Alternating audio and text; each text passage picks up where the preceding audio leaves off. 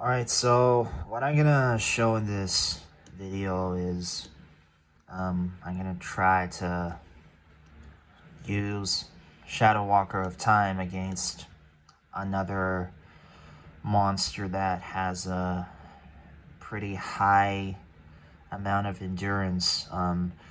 Basically the difference when the monster has like 200 plus endurance is when you use ShadowWalker of Time, you take away a lot less health from him every time compared to a monster that doesn't have any endurance. So that's the main difference. I honestly, the more I use this armor, the more I actually find it better in a lot of cases than Shinyaro. Decimator is still, I'd say, probably the best for endurance crushing, but this armor compared to Shinyaro, the more I use it, the more I think it's better than Shinyaro, because Shinyaro's the good thing about Shinyaro is that it factors in some weapon damage, whereas ShadowWalker of Time doesn't. But at the same time, like, Shinyaro still has a chance of failing, even though you do take away a bit more endurance from the enemy each time you use it, but there's a chance that you fail, whereas I think with ShadowWalker of Time, as long as the enemy is not immune to fragile, I think the success rate is pretty much 100% or close to that. So that's a very good thing about ShadowWalker. And another thing about ShadowWalker is that you can stack it infinitely. Like, what I've noticed, maybe I'm doing something wrong, but what I've noticed with both Shinyaro and Decimator is that, say you use their skill twice in a row, but the third time the enemy actually recovers like health. It's like you can only stack it twice in a row. Anything more than that, the enemies, you're gonna have to wait a turn before you can use it again. And ShadowWalker doesn't have this problem. ShadowWalker just you can just keep infinitely stack it, and there's no limit. So that's a very good part about the armor. So yeah. Oh, I already used Power Gauntlet. So right now we're just gonna Purple Rain everything back. And another thing is that when I use ShadowWalker, when I try to use ShadowWalker against an enemy that has a pretty high amount of endurance, as you can see from this guy over here, what I usually try to do is I combine endurance crushing with fragile. Just let me check. Oh, I already stacked a pretty decent health shield. I combine it with dodge lash. So as you can see, I've equipped Titan's Fall, and I went through the setup for a dodge lash strategy on top of, yeah, fragile. So this is just to get in some extra damage, obviously. And the miscellaneous item that I'm using is called Summoning Stone, and as you've seen me demonstrate it in quite a few of my previous videos recently, it's the best misc for dodge slash in the game right now. And it definitely beats Bright Slayer Dirk, because every time you block an attack, it deals harm damage to the enemy. So it's universally much better than Bright Slayer Dirk, which needs the enemy to be at least somewhat weak to ice. So, and at the same time, it gives you some, as you can see, gives you 40 luck and 40 charisma, and it boosts all 3 of your MRM defenses by 8 each. So it's basically like Bright Slayer Dirk and Excelsior Elixir, both of them wrapped into one, and on top of that also gives you some other stat bonuses, as you can see with the luck and the charisma. So I'm just loving this thing, and it's perhaps the best thing that's happened to me in the game as of the last month or so. Yeah, so as we can see, since Woolzard's endurance is 260, which is pretty darn high, every time I'm only managing to do about 600 damage to him with by crushing his endurance. So on a monster without any endurance, I can easily do over 1,000 damage a turn using ShadowWalker's skill. And later you're gonna see pretty soon me try this on Wabio, which doesn't have any endurance, and you're going to see the difference. But for now, let's just finish up this guy, and right after him, I'm going to show you the exact same strategy against Rubzard, which is also an example of a monster that has a fairly high amount of endurance, though slightly lower than this one, I think. So yeah, I just want to say, I've never used the pet, but I heard the pet is pretty good. I don't know if there's a difference between the shiny version and the regular version, but I heard it's pretty good if you're a Beastmaster, which I'm not quite a Beastmaster. Dodge Slash is like my second, well, dairy. I don't know if I call it secondary, but it's kind of like just to supplement my main fully offensive strategies as an FO warrior. So sorry, I meant mage. I used to be a warrior until a few days ago. So I've thought about trying like a beast build somewhere down the line, although the problem for me is I still don't quite know what I want to give up. If I want to give up something, chances are it's going to be luck, and I'm a bit hesitant to do that, to be honest, because luck is still pretty helpful for inflicting statuses, for lucky strikes, and for like blocking and initiative, and just like lots of things. So I'm not sure if I'm quite ready to give that up, and what that means, like especially when I go up against bosses that they themselves have a very high amount of luck, like a lot of the GOG type monsters and a couple of others that hit pretty hard if you don't get the drop on them. So I haven't quite figured out how I'm going to deal with those situations. So for now, I'm just going to try to make the best of this Dodge Lash with Una Poca de Gracia. I don't really know Spanish.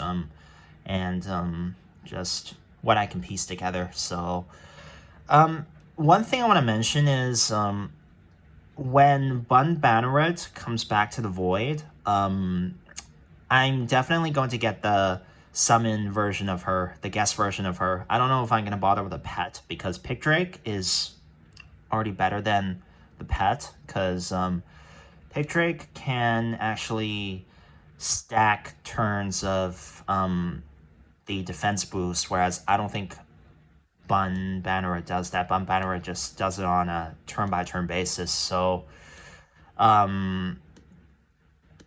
I'm not sure if I'm going to bother with a pet, but I'm definitely going to get the guest. I think both the call and summon versions of it. So stay tuned, and just want to say stay tuned, and it's definitely going to be in my future videos once I have the guest. So yeah, back to the fight.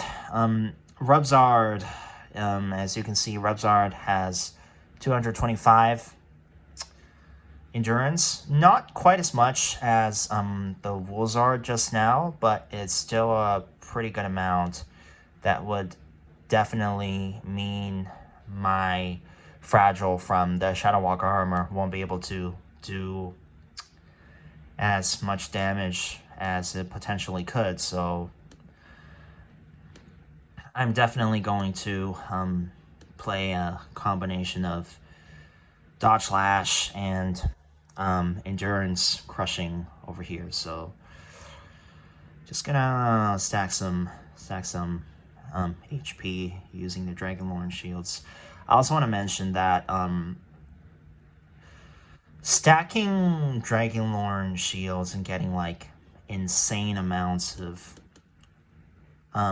getting like this insane health barrier from it is only possible if you're a mage. When I did it as a warrior, I only got like 400, 500, maybe 600 per click, but as you can see, just a couple clicks and we're already up to almost 7,000 health in that we're cushioned, that we're protected from. So that is always very, very nice to have. So especially as you saw in my video yesterday, especially against fights like War-Torn Dragon, where just the burn is pretty strong and it's gonna kill you. So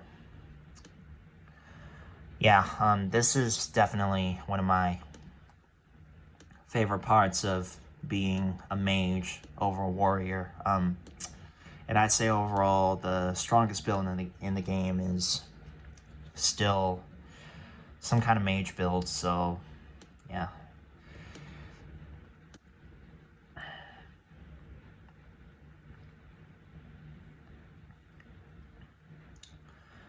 So let's see how much damage we're gonna do to him. We're gonna do this one. So let's have a look. About the same, around 600 damage. So let's do it again. Yep, about the same. After this, when we get to Wabio, you're gonna see an example of, oh, actually it took 2 hits. This armor still doesn't quite have the defenses of Ghost Costume, which is pretty much purpose built for dodge slashing, whereas this thing is not. So, but anyway, yeah, later, right after this, when we get to Wabio, you're going to see the difference in how much damage I'm able to do with this armor skill against a monster that doesn't have any endurance. So, yeah.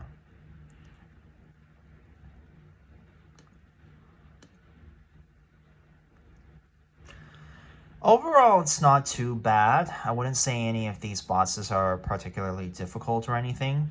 Oh, I took another hit. Yeah, this thing just doesn't quite have the defensive capabilities of Ghost Costume. As you can see, its MRM is noticeably lower.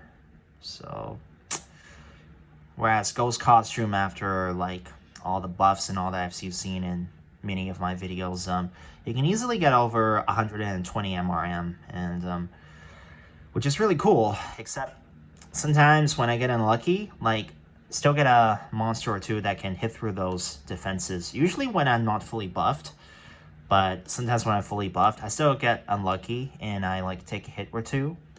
But overall, that armor is the quintessential dodge slasher's armor. So I would, if you ever want to try out a dodge slash build, that is what I consider one of the mandatory items to have, and in fact it's going to be, at least it's going to be your main source of defense, and your main source of damage obviously is going to be from Titan's Fall and Summoning Stone, but that armor is going to be your staple, your mainstay if you ever try to play Dodge Slash. So I think it's from Mogloween, one of the Mogloween quests. What year was it? I forgot. But it's definitely from one of those quests. So yeah, and he's dead. So yeah, I wouldn't say any of these bosses are hard or anything. It's just that when they have endurance, especially when they have endurance over 200, which is usually the case with monsters these days that have any degree of endurance, they tend to have either 0 endurance or some figure above 200. So as you can see, if they have a good amount of endurance, it kind of makes this armor less effective. And of course, this applies to Decimator and Shinjaro form as well. So just keep that in mind. And so here we have Wabio. As you can see, Wabio has no endurance at all. And later on, when we finish buffing up and all that, and I use the armor's skill, you're going to see quite a noticeable difference in how this thing performs against a monster without any endurance. So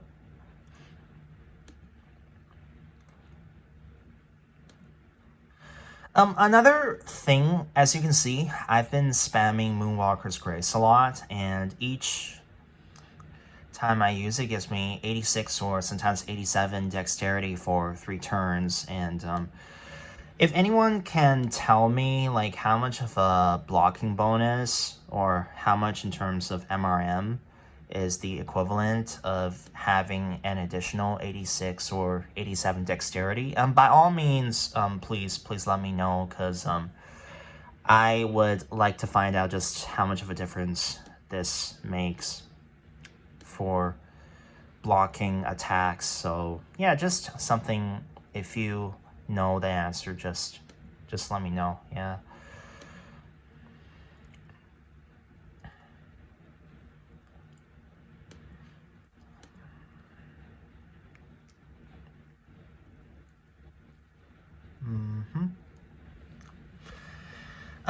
Just another thing. What's kind of a pet peeve for me is that is the sequence of which you have to cast your blocking spells or use your blocking buffs. For example, you always have to use this, however it's pronounced, before the shield or before the blocking boost from Bag of Nuts. If you use walnuts and then you try to use this spell right afterwards, it's not going to stack for some weird reason. But if you use that spell before you use walnuts, it's going to stack. I don't know why they made it that way, but it's kind of annoying. It took me a while to figure that out. So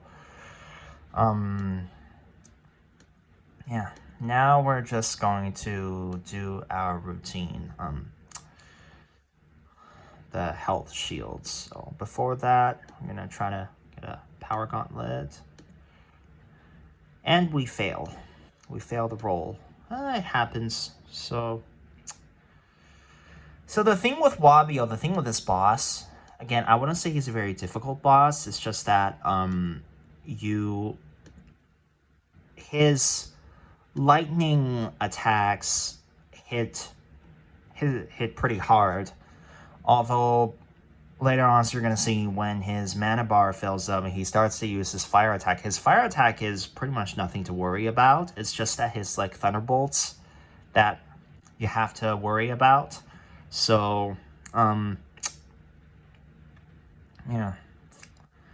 If you want to see how I would normally go about defeating this one, you can check back in my previous videos where I dodge slash this guy, and I think in one of my other videos I tried Decimator against it and it worked just fine because he has no endurance to start with. So if you use Fragile against him, his health is gonna go down pretty quickly. So if you want to see what I'm talking about, just go back to my previous videos and yeah.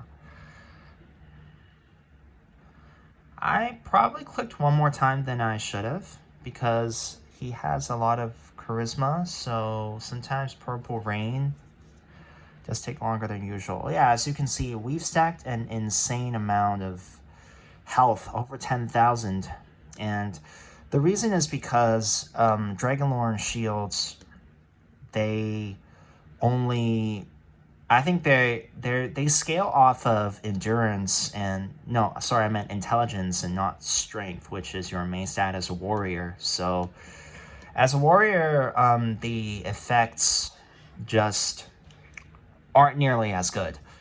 I'll put it that way. And they're also affected, well, of course, affected in a good way by booster pets and booster guests. So that includes like Polala and things like that. I don't know if the element specific booster pets or guests have any impact. So again, if someone can tell me, that would be great. So, but yeah, this is why the access to this kind of health shield and of course mana shields as well is why I love being a mage and why I still think a mage build is the best build in the game right now. So yeah, alright, so let's give it a try. As you can see, that was about 1,300-ish damage. You can already see the difference when I use the armor skill against an enemy without any endurance. So let's do it again. Yep, that was another 1,200, 1,300. Pretty good. Yeah, this Thunderbolt attack is his strong attack, and you either try to block it or you can try tanking it in an energy armor and shield and misc that gives subtractive resistances to energy. So yeah, it took me a while to figure out how to beat this guy, but once I discovered Dodge Slash, it was like a whole new world for me, and I came back and I tried this guy again and I had it pretty easy. Yep. So as you can see, the Fragile, I've used the Fragile skill 3 times in a row, and it just keeps stacking. Infinitely. So right now it's 100. Oh shit, I actually failed. It happens. I guess even this armor, with this armor, it's not 100% guaranteed that you're going to be able to make the skill work, but we're going to try again. So just going to get some SP back, and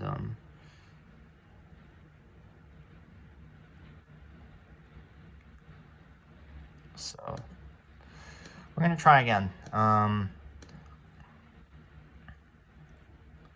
Yep, 132. It just keeps, as long as it works, it just keeps stacking over itself like infinitely with no limit. And it's not like Shingaro or Decimator, where you can only stack up to like 80 or was it 100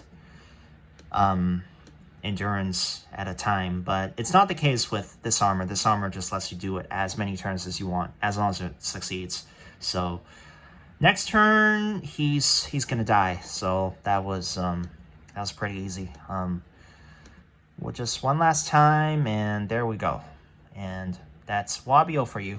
So what happened just now is pretty much the same with most other mobs that don't have any endurance. And for another example, why don't we go to the Void? Why don't we go to the Void and sorry about my voice just now. I was almost choked on something. And we're gonna try Tibble's Tarot Tank.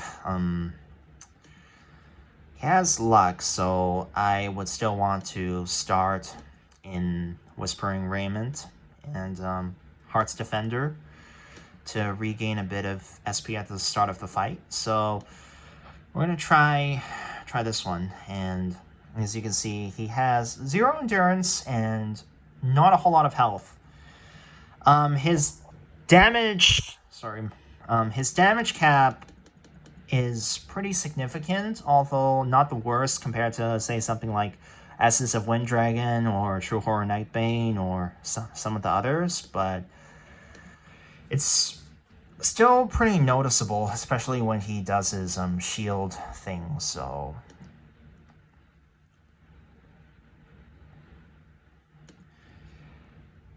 yeah, and he's also pretty easy to dodge lash. The only thing you kind of have to be careful about is when he uses his cannon thing, especially when he attacks using fire. So that's about the only thing.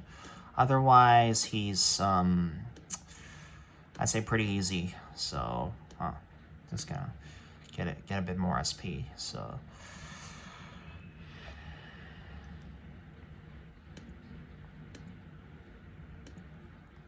let's give it a try. Oh crap, didn't work.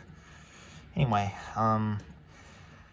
I'm a bit lazy this time. I'm not gonna use any health shields and just hope for the best. So like Wabio just now, he doesn't have any endurance, and also the fact that ShadowWalker's skill is not weapon dependent, like your weapon is not going to have any influence on the strength of the skill. No matter what you do, if it works, it takes away 33 endurance from the enemy at a time, so it's very consistent. Not as much as I thought, but 900, 850, yeah, I'll take it. So next turn, he's going to use his flamethrower. This is his most damaging attack, so this is when I usually use walnuts.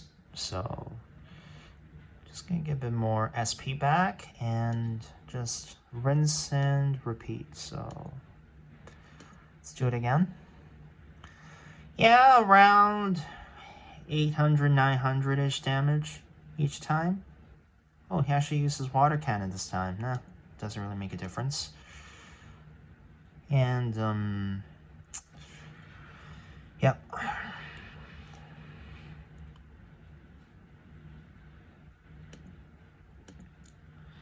And he should be dead. So, yeah, pretty easy boss.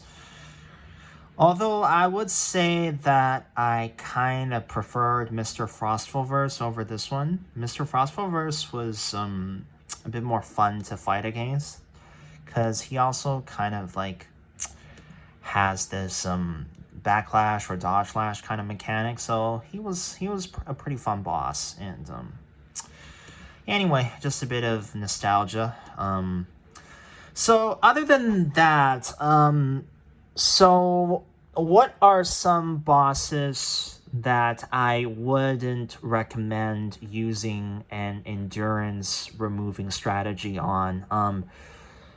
The first kind are the ones that are pretty much immune, entirely immune, or practically immune to endurance crushing. One example, obviously, would be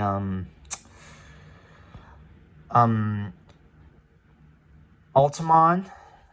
Any kind of endurance crushing simply doesn't work against Ultimon. Omni Seacrat is entirely resistant to it as well. You can actually use endurance crushing against War-Torn Dragon, although I would recommend Shinyaro, or even better, ShadowWalker, because Decimator's skill is just too SP intensive, so that's why I wouldn't really recommend it. And other than that, the kinds of bosses that I wouldn't recommend using any endurance crushing strategies against are ones that just have a super high amount of endurance. Shadow Scythe, Virophage would be an example, and another example would be this one boss that I featured yesterday called the Betrayal from one of the Dragonlord quests.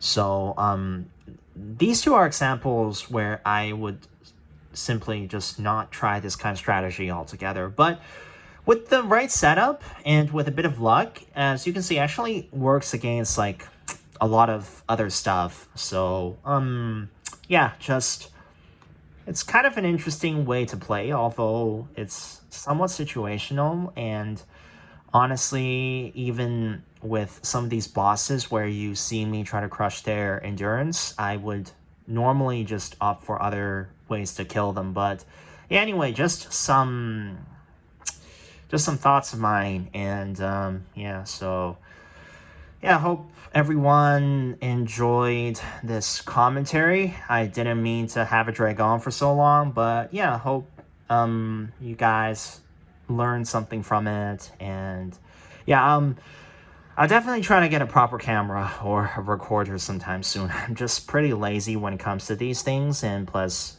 if you guys know me, I'm not the best guy at tech, so it's gonna take a while, but I'll get around it. So I'll come around it. So yeah, I guess I'll see you guys next time. Yeah.